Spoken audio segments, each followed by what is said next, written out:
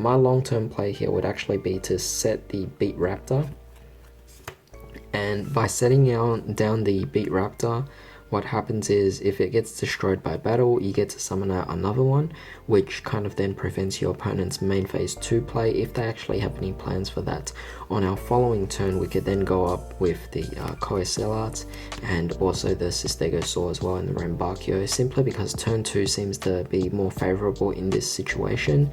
Now, how does that apply? Well, on your following turn, when you're actually being the active person there, attacking your opponent, Stegosaur is the big beat stick here where we will deal damage, and we'll also bring out Krawler as well on that following turn. When we deal the damage, we got the Ranbakyo, which will then special summon and also I guess go for the final attack as well, dealing quite a bit of damage. On our following main phase 2, we could synchro summon with these two to actually go for the FA Dawn Dragster. However, that was more so a follow-up turn. As for the actual opening hand itself, it does seem weak.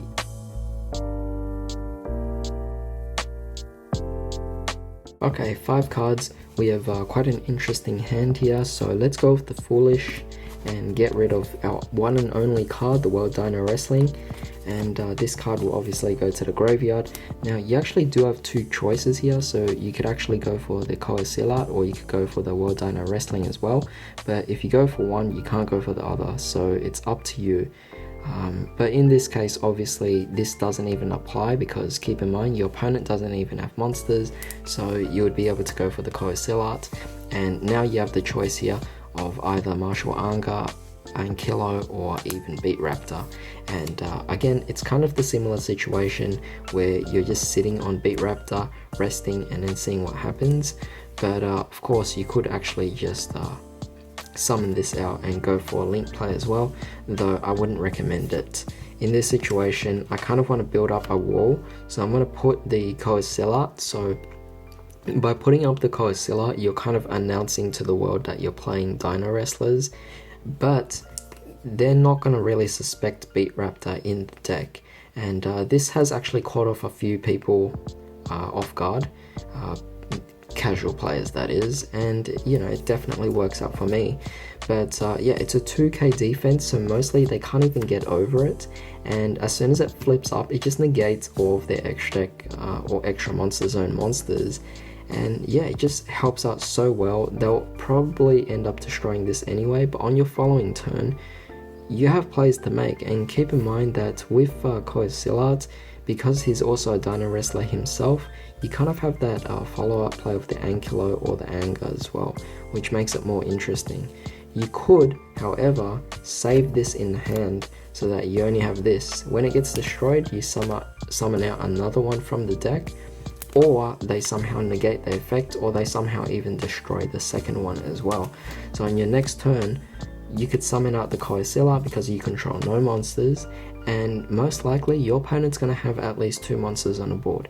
Obviously it's my guess in the most optimal situation for us, but that will allow us to actually go for the Dino Wrestling, summon out whatever we want from the deck, any Dino Wrestler monster, which in this case, with this, we're going to go for the Escaramenci, and this will pretty much allow us to follow up in that play to go for our Spinosaurus. And yeah, there you go, it's pretty nice. And keep in mind, with just this alone, you could also sit with just the Ankilo and the Anga alone as well, and this will do incredibly well against a lot of casual decks. Alright, so very interesting hand. Now keep in mind, this particular deck here, there are some decks that actually don't even do well even in the casual realm. So the fact that I say that this deck can do well in casual decks or among casual decks, it is still actually a good thing. It's just that it's not meta relevant at all. So let's see, with this particular hand, definitely quite nice. We actually have the World Dino Wrestling. What I want to do is this. So let's assume the opponent doesn't know what we're playing at all. Then all you have to do is set this and set the Cord by the Grave, of course, to help you out a bit, and set the Beat Raptor as well. They have no idea what they're actually going into, so it makes things quite fun, because if they make a mistake and destroy this, then well, you actually kind of set yourself up for the following turn.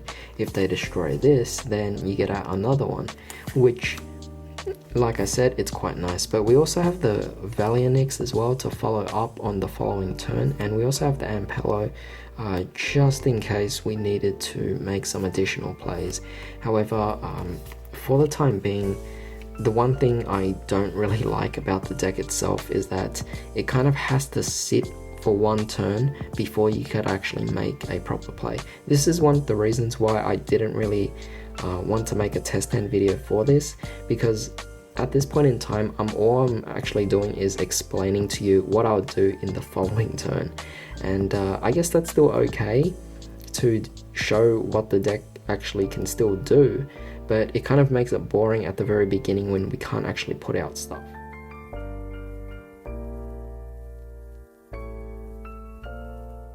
Alright, so now we're playing turn 2.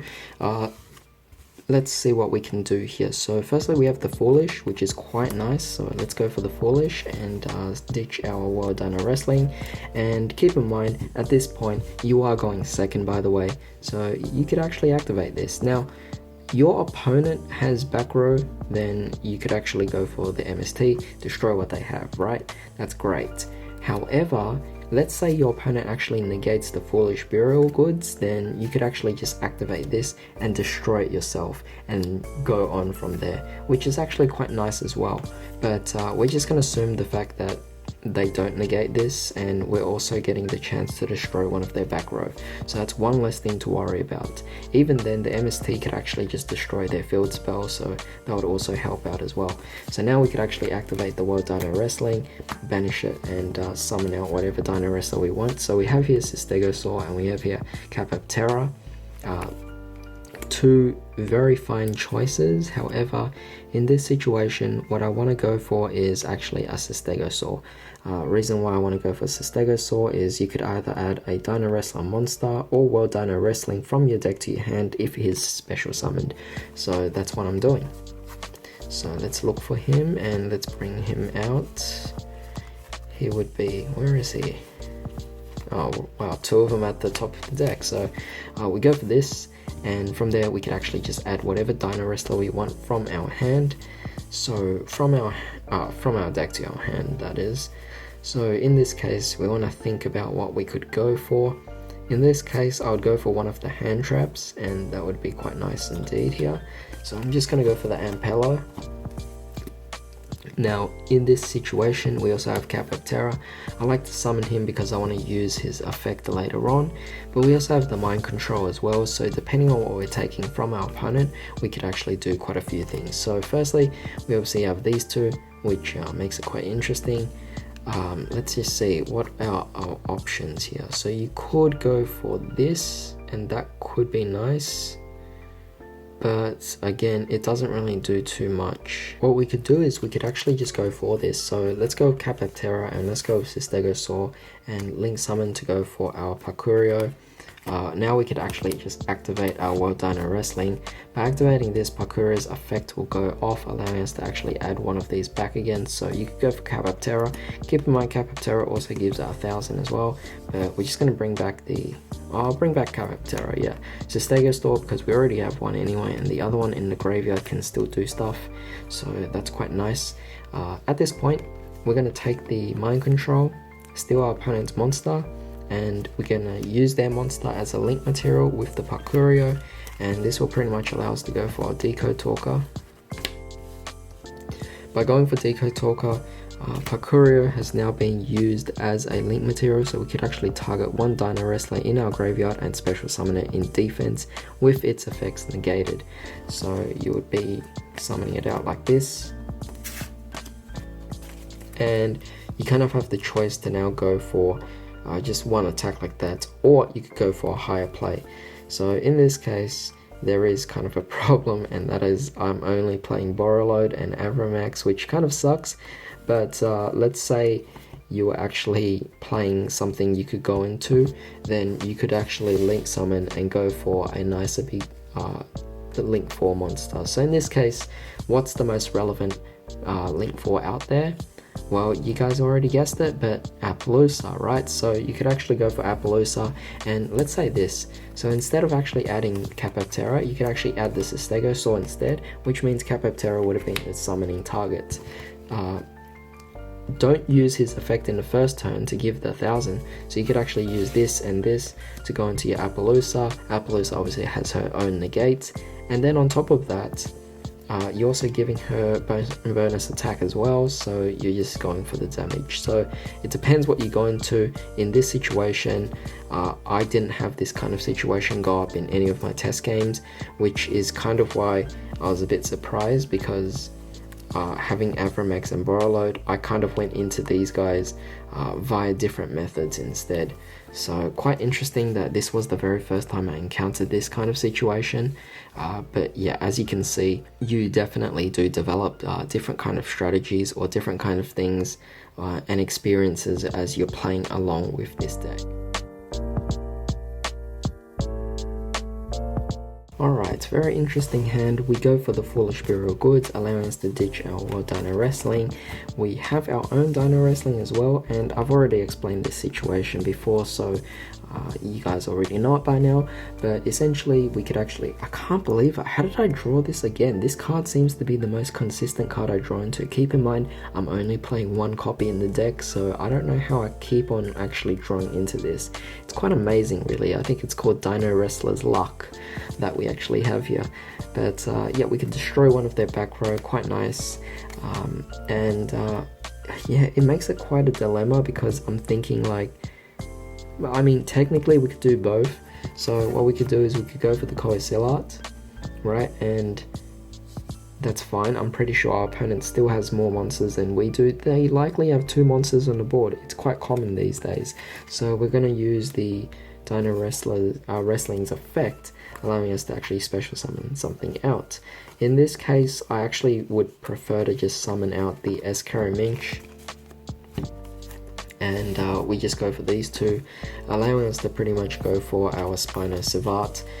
Again, that's just really amazing, you know, allowing us to just go for something like that. Keep in mind, he could also just pop one of your opponent's monsters. You could also just activate this as well for later game plays, and you know, if your opponent happens to still have more monsters, you could just bring out the Pancratops, and that would be quite amazing as well. So right off the bat, you would have this, and you also have the Martial Anga as well, kind of preparing you for the next turn. So yeah, quite nice indeed. This is more so just early beat stick to go into. Keep in mind, I barely have OTKs with this deck, but you do actually go into your big beat sticks like this quite easily as well. And you know what, going into this Coesilat, or rather drawing into it every single turn, that's not something that happens in this test hand video itself, but even prior to this video where I was actually testing this deck out, every single opening hand, and I mean every single opening hand, actually had Coesilat there, which is quite surprising, because unlike me shuffling the cards myself over here, I was actually testing this on yugioh Pro. So that means for some reason I kept getting this card despite the fact that I only had one card in the deck. I honestly wish I had recorded all those matches. That way you guys could actually see that I drew into this every single opening hand. Seems to be some kind of luck. I have no idea why. But yeah, that being said, let's move on to our final test hand.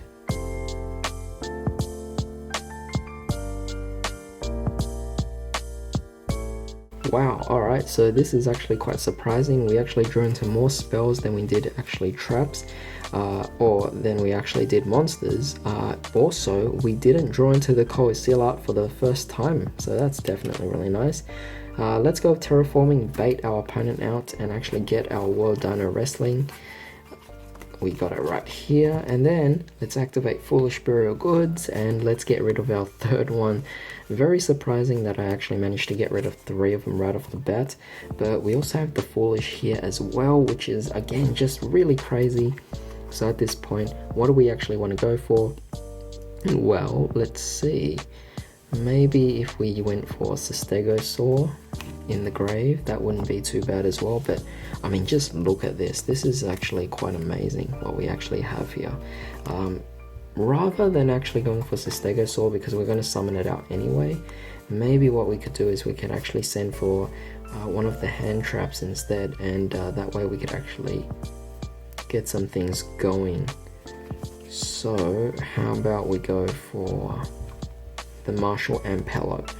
This is because when we actually deal damage when it's in the grave, you could actually banish it and add any Dinowrestler from your deck to your hand, and that would be really good here. So we could actually just go for the World Dino Wrestling, and essentially from there, this will allow us to summon out something. We bring out Stegosaur. Alright, so we're going to use Stegosaur's effect, allowing us to add something that we could actually make use of. So in this case, we have to think carefully about what we want. I'm thinking, since we're going second, we could actually go for the Rambachio. We could even go for Prankertops. I'm actually going to go for that because I'm going to assume the opponent still has more monsters than we do. So I'm actually going to go for the special summon of Prankertops as well. Another thing, we could have easily disrupted our opponent from the previous turn, but I mean, could we assume that they lost this they killed off this? Maybe, but at the same time, that's a bit of a far stretch to actually think that.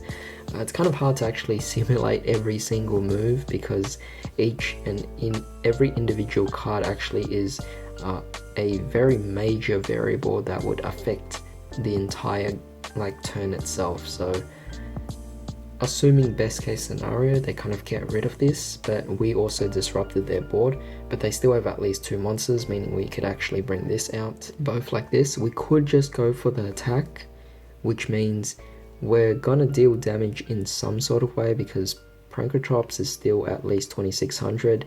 So when you do that, you could actually just go for this, ditch it, and obviously search for whatever one you want. Now we already have here Martial Anger, so you could actually just go for any of the other ones as well. So instead of that, you could go for maybe another Ampello if you want, or even a Martial Ankyllo as well.